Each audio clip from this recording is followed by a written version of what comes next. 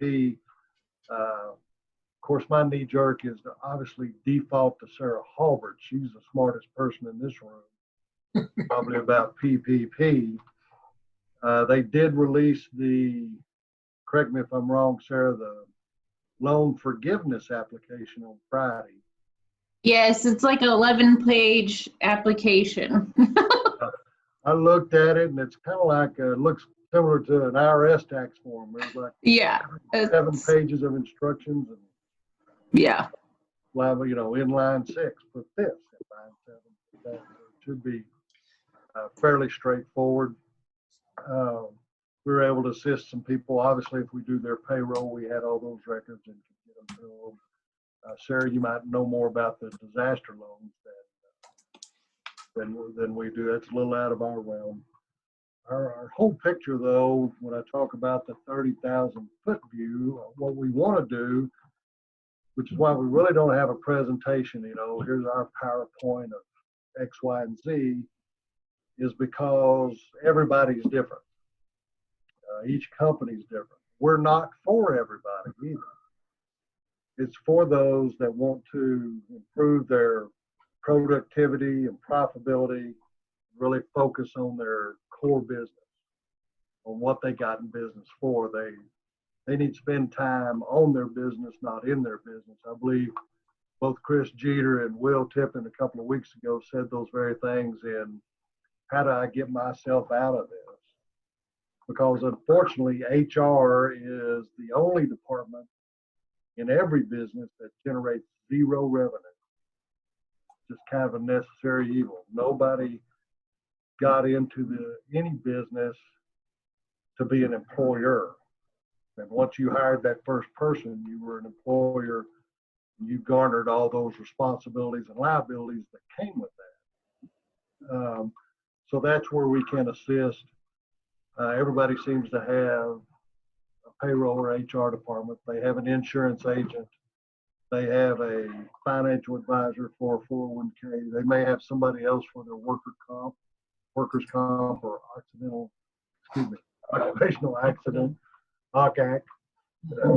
For all of that, one of our benefits is we can pull that all and do it all for one price, kind of a one-stop shop, so you have one call to make. So if you don't have to deal with employees wanting payday loans or 401k questions, they can call us.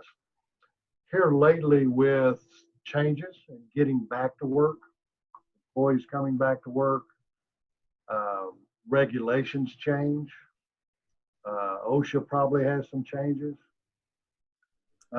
It's kind of our job to stay on top of and be more proactive in regulatory changes and keeping our clients availed of that, and help them make those necessary changes that come within it.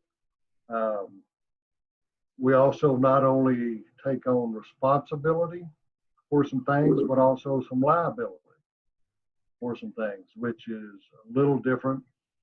We take on the liability of getting payroll taxes in on time and that they're accurate. We also have our own work comp policy that some companies can come on to, which will save them money. So we have some liability involved in that as well. I think it's helped us in the fact that, we have a business too. We had to make some changes. We staggered some schedules with some ladies and personnel here. First of all, for safety reasons, and also secondly, for financial reasons. But now we're back to full force, and we're seeing ours come back to full force. Some of our clients in the oil industry, they kind of had a 1-2 punch with this. And a lot of their knee-jerk reaction was fire everybody in HR except the payroll lady, basically. Well, you do need an HR department, first of all, on how to lay those off. Some want to assist them in not just send everybody to workforce center, but assist them. What we're trying to do now is, everybody knows what we went through. You need to start working for tomorrow and next year and 3 years. So there's a lot of emphasis on cross training. Genevieve and her staff are looking forward to doing a lot of training of managers and supervisors in cross training and making better hires in those things. That's why I say a lot of ours are looking for more personalized information because everybody's different. The last thing I guess in my little spiel is that it's not one way or the highway. We have all these things, whether it's 401k, risk management, payroll, HR services. We can help you with terminating people, problems in the workplace, harassment, all of those kind of things. But it's more a la carte. Not everybody needs all those. Not everybody wants all those. So it's a conversation. It takes a while to figure out who you are and who we are and if that's a good fit or not. Some just want a few things from us. Some of us want to do the whole stinking thing because they're tired of doing it. Is the way it comes out a lot of times. I'm going to pause a minute and let Genevieve. She's more knows how to attract quality people like Mike Worth, and then she knows how to retain people like Linda Mike Worth. Has kept him around somehow. So I'll pass a little bit. Well, so. Thank you. Hi, my name is Genevieve Sills. I am the senior HR professional here at Allied Employer Group. And I have my master's degree in HR, as well as I'm pursuing my certificate through Villanova University currently. So it's really interesting to see how times have changed and how generations are different from one to the next. And during this whole time of COVID, we've never seen anything like this before. So everyone is very scared. And then opening things back up, they're still very afraid.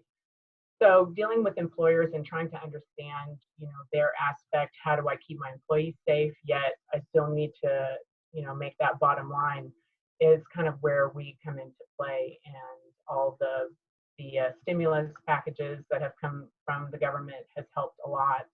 And then trying to navigate through all those things, dealing with your CPA very closely, as well as your banker, is always very important. So talent acquisition is important. There's a lot of things in Abilene that are different from other places. In Abilene, trying to find talent, you kind of find that if you go to the business and you say, okay, this is where I want to be, and you talk to the employer, that's kind of where it's at. There's not a whole lot of openings unless they know you and they've seen you, because Abilene is very small, close-knit, and they need to really know that you're going to fit well in their team. And that's where I find a lot of business owners really think that that's important, is if you fit well with the team, if you kind of understand the core values of the business, then you'll be a good fit and they'll hire you. I think jobs are out there. But of course, being in HR currently, I deal with a lot of unemployment claims. So that's one of the downsides of it. So that is the other part. All the unemployment claims for our clients, we handle all of that. That all comes to us. Anything regarding the Department of Labor, we've had some instances lately where Department of Labor just shows up at your business, which will always make you pucker a little bit. And for our clients, they don't show up at their business, they show up in our office.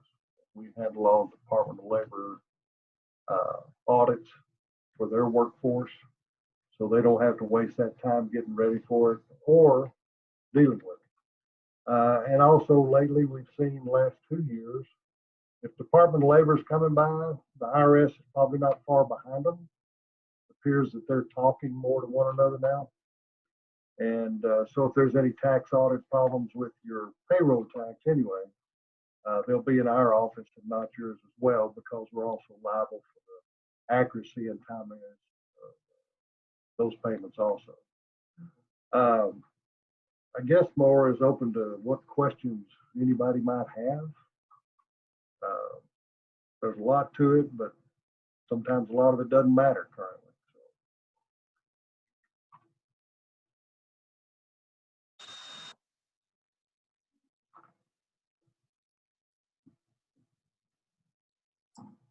Hello. Yeah. What are you seeing with the reopening of businesses, so to speak, in the Abilene market? And one of the reasons for this, of course, our group, the Abilene Startup Community, typically has just been meeting for about 5 years, just for lunch every Monday, and I've been kind of wrestling with, what to do with this whole. Through the COVID thing, we've been doing this every week, but I'm really moving toward trying to reestablish the lunches in person again. And Friday, Linda and I went out for lunch actually, and first time, and went down through by Fuzzy's Tacos, for instance, and the place was just packed. Of course, they've got the kind of the outdoor thing, and so I'm going to be looking at what restaurants, because we would just move from different restaurants, and what restaurants are out there that are actually opening their doors and having dining in, or maybe restaurants that have seating outside, that kind of stuff. And so what kind of current stipulations do you guys know that are out there in Abilene that are affecting something like that? And there may be people on here besides you guys that know that as well. I just haven't kept up with it very well. So the trend that I've seen is that we've rehired a lot of new people, because we do restaurants, car dealerships, all different types of businesses here locally. And we've seen a lot of rehires. So we're hoping that that'll be the case as well for the oil industry, that, they'll just come back once everything kind of relaxes and opens up. So this is really just new water that we're treading. So, but that's kind of the trend that I'm seeing, is that rehire. The employees go back to their last employer and say, hey, is my job still here? Or are you still gonna, have a position available for me? you have to get Go ahead. getting closer to the mic. Good Lord. There you go. Okay. Better? All right. No, it's Go for the face. this light's too bright for this bald head is what I think. But Okay. we have, in speaking with employers, what's changed mostly, and we talk about opening back up, the things that you need to be making sure of are your current policy. Most everybody's following the CDC guidelines with respect to distancing, with respect to everything that's got to keep not only your employees safe, but your customers safe. So we're starting to revise a lot of handbooks. Your policies, whether you wanted them to or not, they changed. And they need to be followed by not only current and stable employees, but you have new employees that need to know their expectations as well. So in opening back up, probably busier than they've ever been for less money, just because there's more training involved. That's taking a lot of our time. We've got to train not only existing but new employees on new procedures and policies for Personal protective equipment, face masks, gloves. Right. And it depends on each business. Each one's different. If you're a restaurant, that's different from a car dealership. So we've got to do both of those equally. So all that needs to be updated. And I think that's part of the problem. When I see people reopening here in Abilene, everybody wants to real bad. We're Texans, if nothing else. The second part is you don't want to do it too fast. Let's do about 2 weeks to a month of at 25%, and then go forth from there. Now there's others, speaking of Chris and Will with Service Master, APSCO, they never missed a beat. They're busier than they've ever been. Mhm. Obviously, because Service Master is cleaning up all this. Yeah. COVID and coming back after that, I think. And speaking with Will some more later, they really only saw about a 10% decrease in their plumbing business. And that was due to municipalities cutting back some, but Joe Plumber is just blowing and going, Mhm. as they always have. Now, we can get lost in a debate with our clients and prospective employers on how to reopen. The thing I'm starting to see just last week, the light bulb has come on for some companies, is that they did okay with people working from home. So they may not have the issues coming back within an office environment or a machine shop. You know, those are two different things. The office environment versus the others. A lot of ours that just have an office, they may save money on rent and everybody work from home and have meetings like we're having today, that they've done just as well. It's kind of back to, I used to have a boss that I really liked because he tried to, if he could have a meeting that could be solved with an email, he always did that versus having a 1 hour meeting. And I think a lot of people are finding they can do this from home or any remote location on site and solve some issues that way too. So we'll probably see some switch to that way. There may be a lot of empty commercial space coming up for you real estate people. We'll see. Yeah, a lot of the future trends, at least that I've read in my business review, is that employers, their employees, in order to keep the talent, they need to think about a cleaner working environment, like touch-free sinks and, you know, elevators that you don't have to touch and doors you don't have to touch to go in and out, because employees are really kind of looking for that. You know, I don't want to give anybody my germs and I don't want to get anybody else's germs. So if I can have the least amount of surfaces that I don't have to touch, then it's better.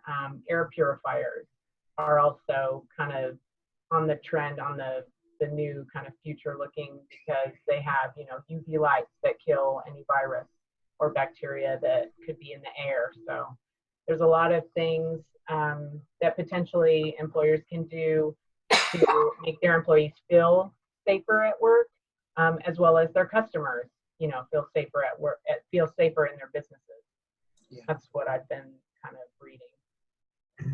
Well, we got a question that came in here. I'm going to go ahead and read it. It says, not all small businesses care so much about compliance and look at it as an annoyance and an unnecessary cost. How do you deal with this attitude, you know, in your line of work? Compliance as far as safety, HR, all that, everything.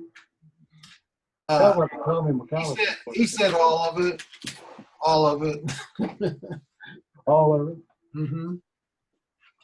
Well, from my point of view, because I usually am the first one to have that conversation with them when we're talking about even doing business together. She gets to deal with them after their clients become hard-hitting. It's that's fine. It's her business. We have no. We just advise. Yeah. We don't make policy. The owner makes the policy. So yeah. Just give them what the law states. I mean, and granted, we're not lawyers and we're not certified public accountants, so we always have to put that disclaimer out there. But you know, the law and the references are there, and you let the owner know, yes, indeed, it might be an annoyance, but this is what the law states. So you do with it what you want. We can help you as much as you will let us. Right.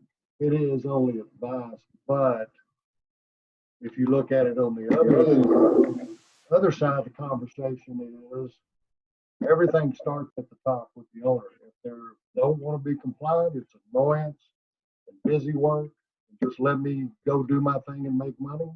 That starts at the top, just like the other side starts at the top. If you want your employees safe, If you want them to be productive, that all starts at the top too. We don't have that much effect on either one. We will train them, we will advise them, but we're advisory capacity. And if somebody just continues to not take our advice, I really don't see why they would be clients or we would do business together. Okay. There's another question. I'm sorry. Somebody speaking? There's another question. Have you seen any issues with unemployment payments being more than what an employee might be paid at work? With the additional payments that, right, yes, absolutely. There are a lot of employees.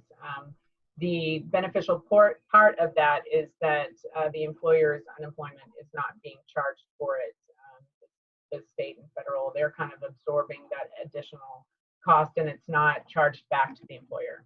So we have been seeing that. That is the trend. They said they were going to do that, and they have been. So, and that's something else that we deal with as well for business owners, is the unemployment portion of it. We deal with the claims, we deal with the appeals, because a lot of times employees try and get unemployment and they're not unemployed. So we've seen that trend as well. I might say to the audience, you guys can unmute yourself and ask the questions direct if you want, or you can continue to send them to the chat box and I'll ask them for you. Tommy, did you have a question for them? Well, I've got kind of a point of information, and Jim and Genevieve, you're probably aware of this, but about 4 or 5 weeks ago, my banker, can y'all hear me okay? Yeah.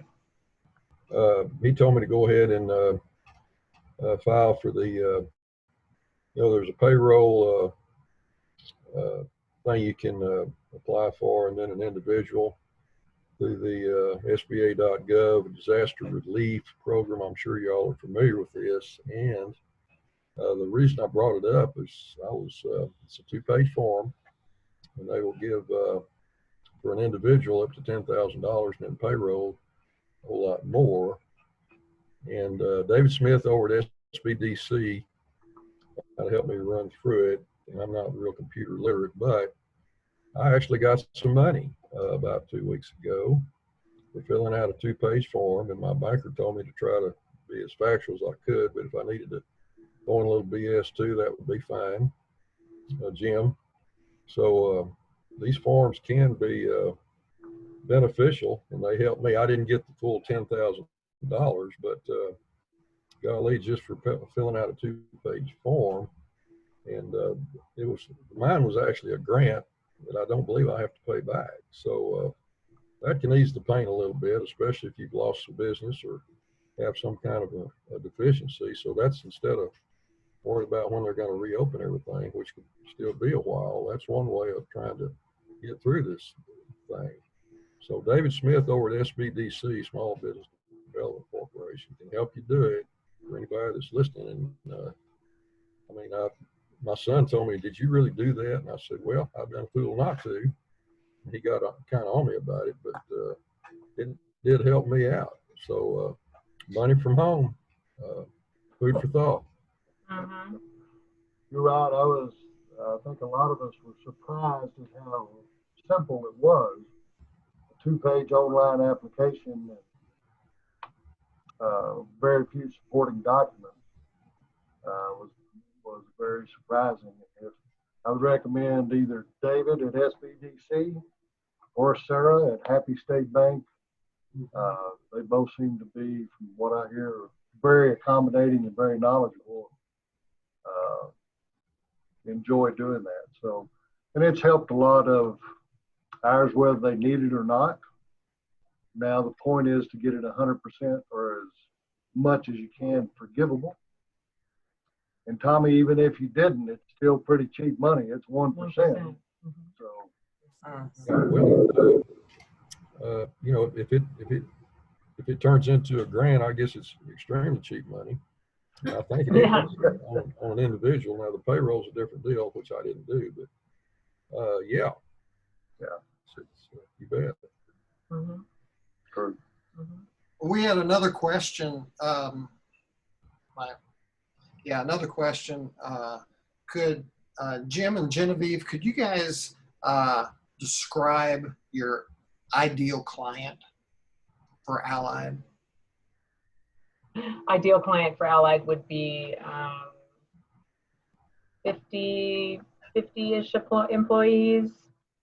I mean, more, but, or more. But yeah, I guess that would be about right. That's kind of in the wheelhouse. That's kind of our average, I guess. We usually say 500 to 500 employees. That can, it just depends. We have some that, I don't know, my old stockbroker answer used to be rich and naive as our ideal client, but they're never both for very long. Anyway, it's more of not necessarily how many employees or how big your payroll is. It's more of who can utilize us the most, either little or a lot, but who can we truly help with something?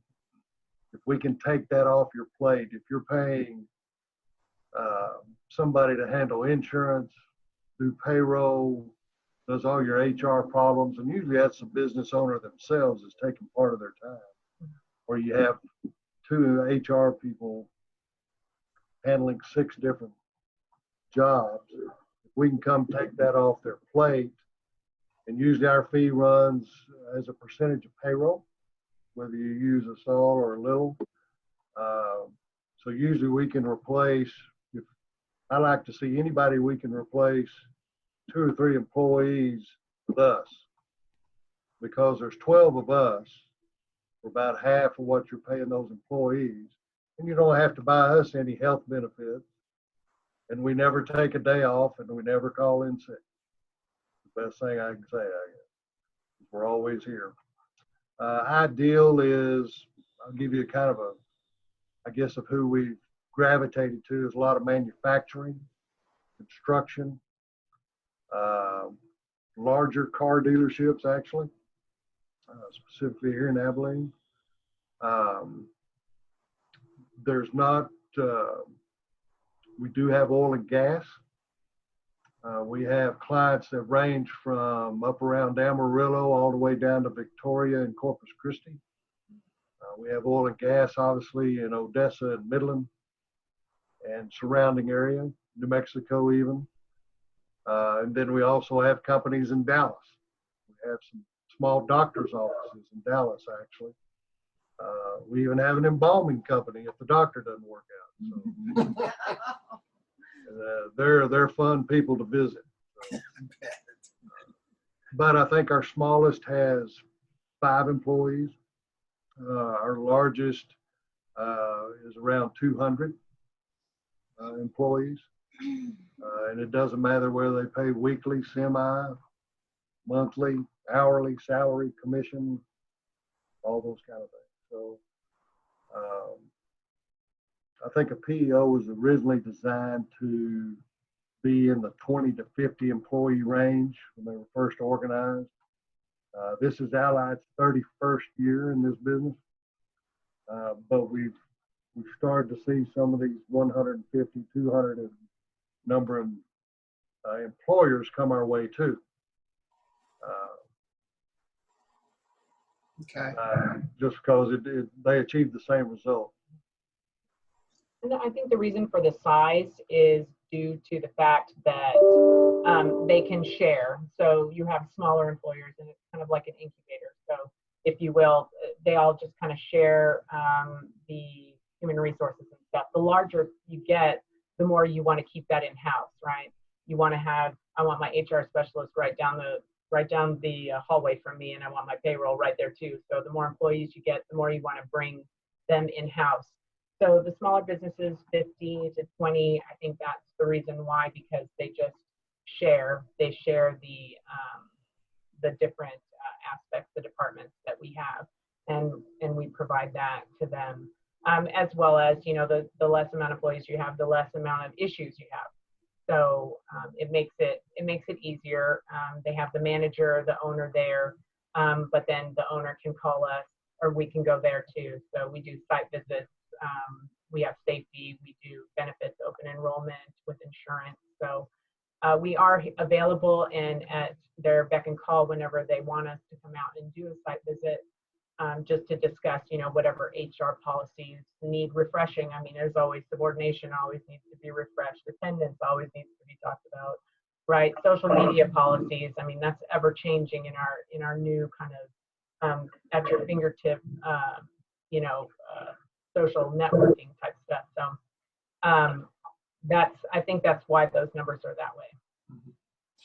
Well, you kind of answered this question because it was kind of a two-part question. The other part was, do you guys focus on any particular industries in what you do? No. Not really. We don't target certain industries. As I'm looking to who we can do business with, there's some industries that, because we're not insurance agents, but we can facilitate at least getting bids and you in touch with people for health coverage or workers' comp. And there's certain companies that have too much risk, and they will not come onto our group policy that a lot of our clients are on, because it would just skew it. One in particular is roofers. Be more than happy to do everything, but you're going to have your own workers' comp policy, which we can help you get, and you just won't be on ours. So we kind of eschew those type of industries. Oil and gas is a little risky, and that just comes under risk management. Yeah. A longer process on ours is we have in-house safety that's included in everything we do. And we'll make regular safety visits, do the training. And if it starts at the top and you implement those things, your modifier on your workers' comp should come down because you're a safer place, obviously as well. So we have our own safety personnel as well that's just outstanding, and we'll do those for you as well. So it's not an industry other than willingness. Yeah. Well, there's the next question we have is, do you guys work with the work opportunity tax credit? Do you do work with that? Can you talk about that just a minute, Genevieve, how that operates for you? Right. So the work opportunity tax credit is when we have employees that are able to get that for their employer, then we have a third party that gives that back. So, and that's forgiveness on your taxes. So they pay for that. So that's a government program. Yes, right? sir. Mm-hmm. Work opportunity tax. We used to do that at the workforce center when I worked there years ago.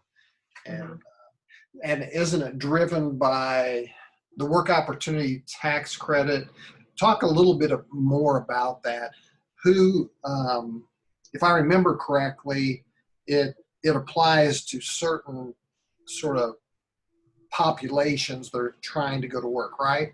Right. Yes, it does. So those individuals that have received SNAP, any type of food assistance, those individuals that are potentially felons or ex-felons, those are the individuals that, if willing to answer the questions and give honest feedback, then those employers, by giving them a position or a job, then they get a tax credit.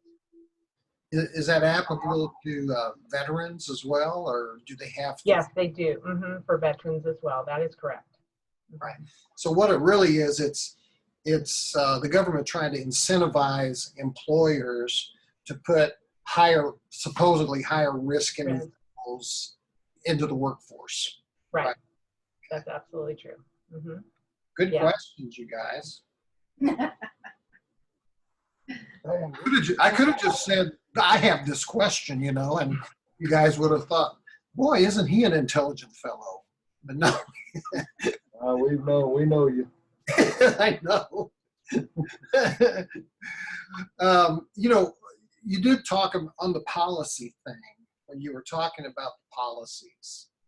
Right. And a question I have about that, because do every one of your clients that come to you, do you guys develop a policy manual for them if they don't have one, or? Absolutely. So when it comes to handbooks, I mean, there's some things that are absolutely kind of boilerplate statements that need to go and are very generic, that come from all the federal regulations and state regulations. But absolutely, we discuss with the employer, how do you feel about, social media policy? How do you feel about, sexual harassment? So we can tailor those handbooks to say what they would like, what kind of vacation, PTO, we talk about that. And so we can make it specific to them, what they are, what kind of benefits they're willing to provide their employees. So we discuss that, and we, guide them through the whole process, update those handbooks. Best case scenario is, of course, annually, we want to review those.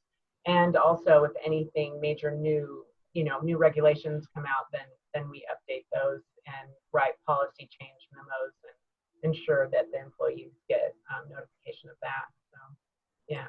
So Go ahead. I was just in,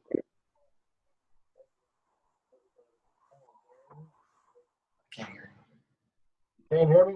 No, there you go. You're not old. I'm not loud enough. You okay?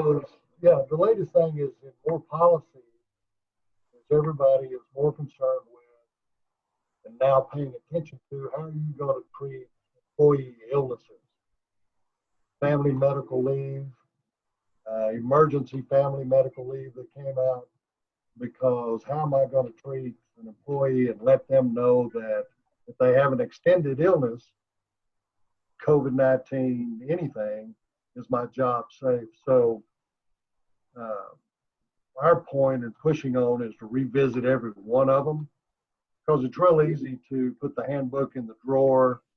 A new employee usually just signs off, says he read it, hasn't, until something happens, and then it's too late, because then you have to go buy your handbook.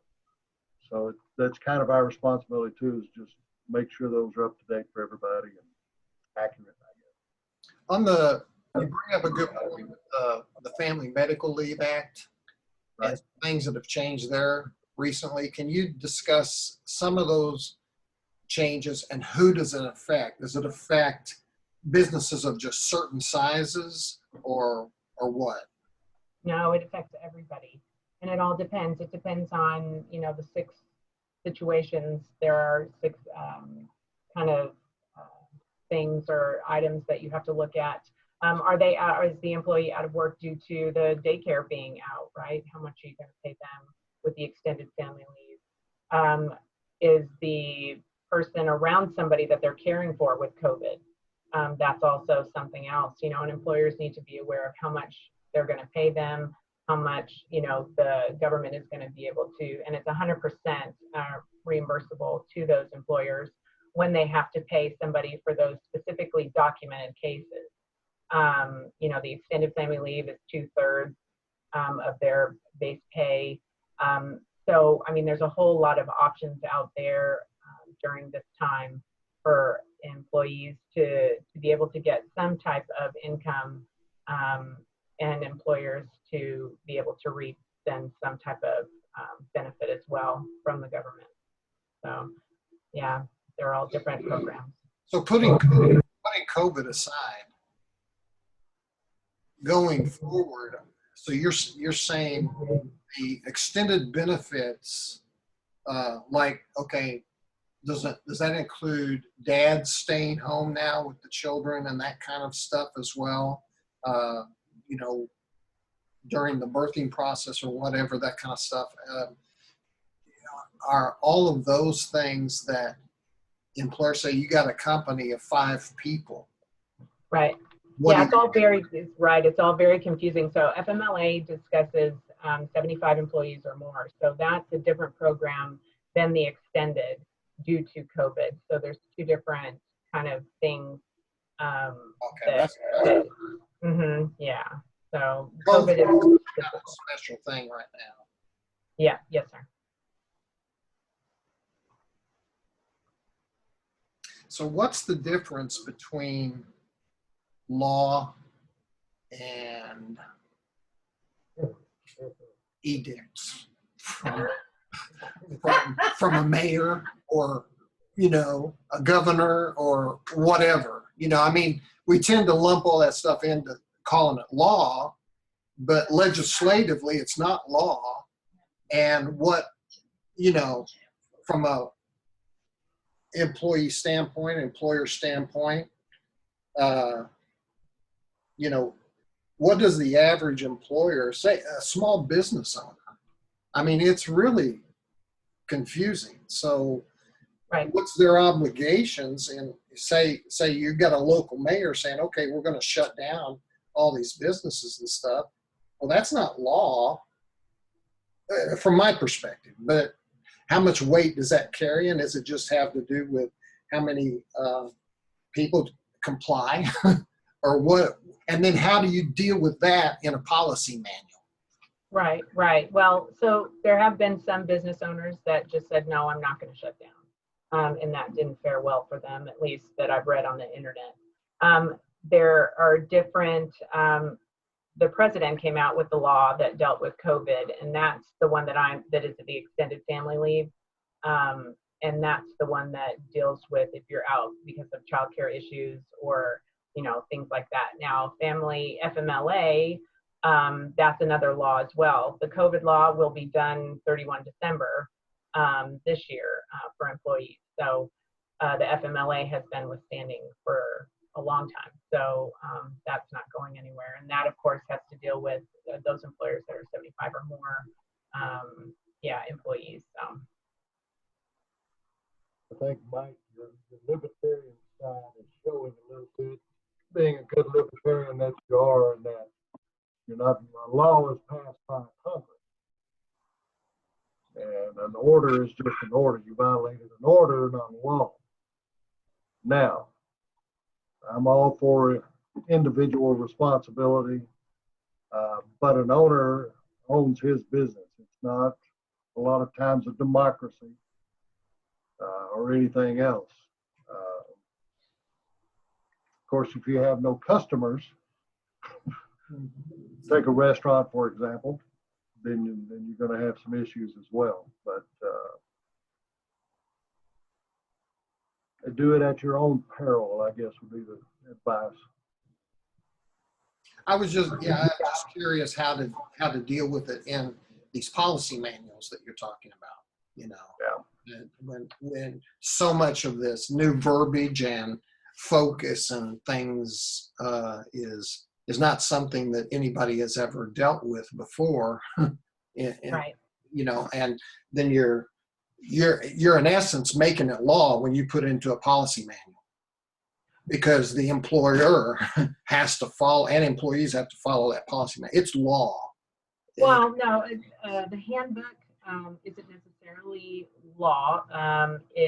It does give the employee an idea of what is the expectation from the employer. So that's how I kind of codify that to the employees, and I just tell them, you know, these are the policies, and this is what you need to follow here at XYZ. And we don't include necessarily the FMLA for 50 or more employees within a 75-mile radius, and we don't include the COVID-19 stuff. All that stuff is kind of extra and above. There are postcards that we post to let the employees know, and that isn't what's put into the handbooks. The handbooks are just general kind of guidelines. And in fact, if you try and take the handbook to court and say, well, Joey signed the handbook, you know, the court is the court's going to say, well, okay, yeah, but did you discuss, you know, the alternative dispute resolution?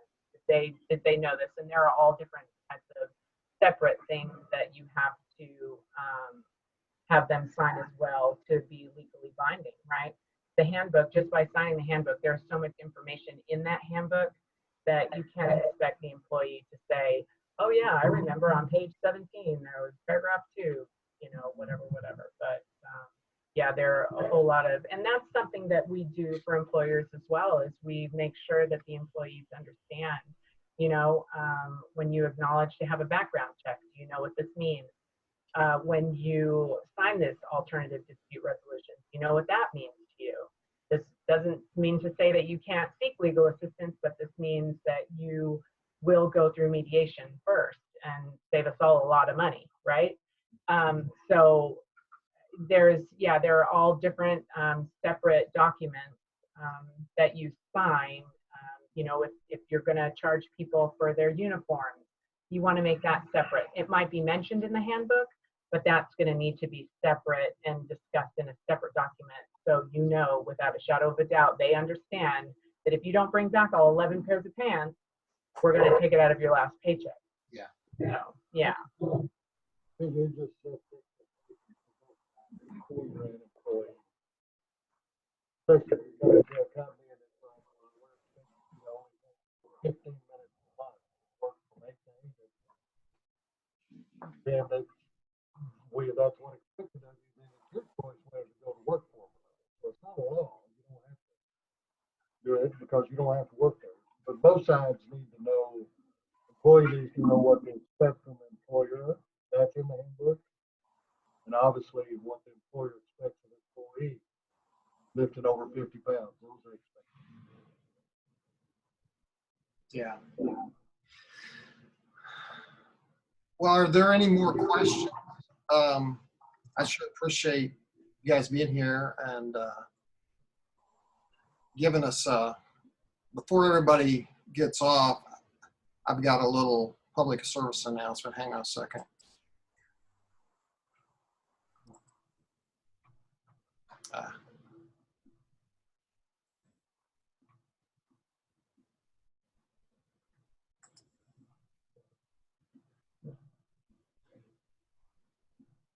So I just wanted to make a point that we're going to have a cookout at my house next Monday. I'm calling it rebooting the lunch. We'll see how that goes. But Linda and I have already bought all the hot dogs and chicken and whatnot. I'll be grilling out. And the folks at Jumps and Tents for Events is providing a tent. It's a 20 by 20 tent to provide shade for us in our front yard along with pecan tree.